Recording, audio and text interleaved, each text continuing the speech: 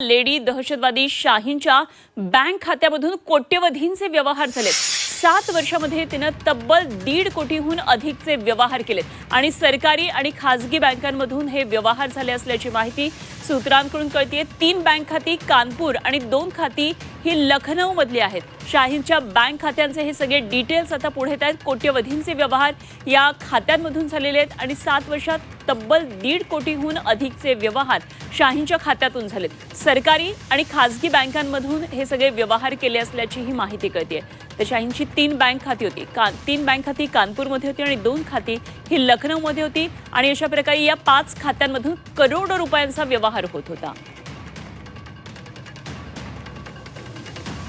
दिल्ली बॉम्बस्फोट प्रकरणानंतर आता तपास यंत्रणांच्या हाती काही महत्त्वाचे धागेदोरे लागतात आणि त्यामधून अनेक मोठे खुलासे होतात। यामध्ये पेशानं डॉक्टर असलेली शाहीनचे अनेक महत्त्वाच्या बाबी पुढे येतात। यामध्ये सरकारी आणि खासगी बँकांमध्ये तिची कशी बँक खाती होती, त्यामधून व्यवहार कसे केले जात होते, त्याचप्रमाणे व्हॉट्सअप ग्रुपच्या माध्यमातून जिहादचे धडे ती महिला शाखेला कशा प्रकारे देत होती, असे अनेक महत्त्वाचे आता धक्कादायक माहिती पुढे येते।